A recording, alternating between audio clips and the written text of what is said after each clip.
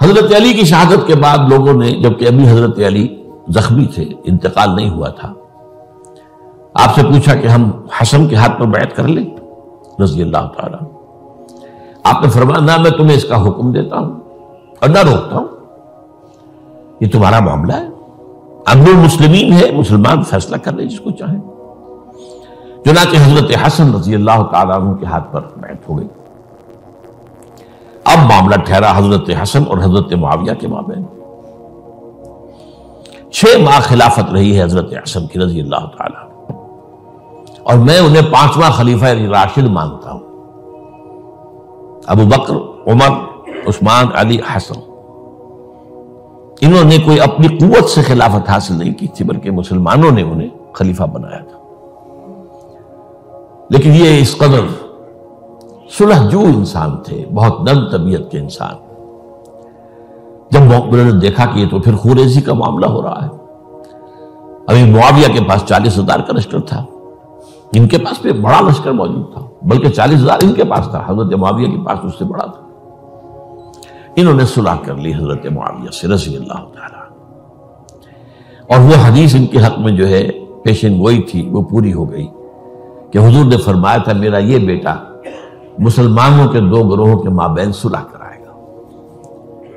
یہ سن 41 ہجری کا واقعہ ہے جب صلح ہو گئی اور حضرت حسن دستبردار ہو گئے اور امیر معاویہ کو اب خلیفہ تسلیم کر لیا گیا. اس کو عام الجماع کہتے ہیں، یعنی وہ انتشار اور تفرقہ جو سبائی فتنے سے شروع ہوا تھا، اگرچہ اس کا نقطۂ آغاز تو بالفعل بنا شہادت عثمان، پھر وہ جنگ جمل اور جنگ صفین اور جنگ نہروان، اور اس کا ایک نتیجہ جو نکلا وہ کیا تھا کہ اسلامی حکومت کی حدود کی جو توسیع ہو رہی تھی وہ عمل رک گیا.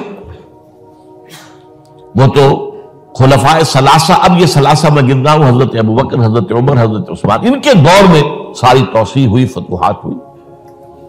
حضرت علی کا دور جو ہے سارا خانہ جنگی کی نظر ہو گیا. وہ خلیفہ راشد ہیں، اس میں کوئی شک نہیں ہے، بہت عظیم شخصیت ہے، ہمارے نزدیک صحابہ کرام میں سوائے 3 کے سب سے بڑھ کر ہیں، سب سے افضل ہیں. ہاں ابو بکر، عمر، عثمان ان سے افضل ہیں ہمارے نزدیک.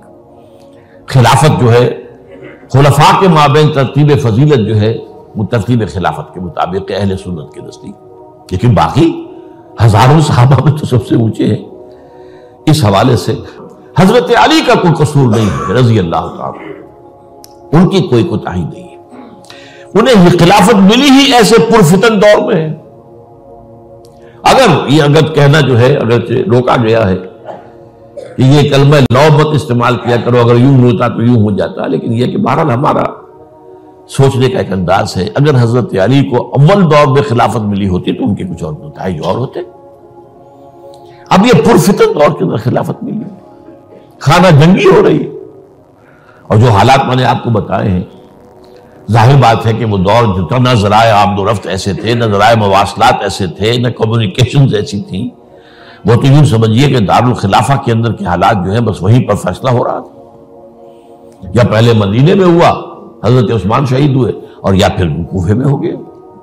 وہ تو اصل جو بھی طاقت اس مرکز کے اندر جس کے پاس طاقت تھی اسی نے جو بھی اپنا فیصلہ ہے وہ منگا لیا. بہرحال یہ جو حضرت حسن نے مصالحت کی ہے، جس کی بنا پر ہم تو انہیں سلام کرتے ہیں، ان کا احترام کرتے ہیں، انہوں نے خانہ جنگی ختم کی، فساد جو ہے اس کی جڑ کاٹ دی، تعامل جماعت ہو گیا، اب امن ہو گیا.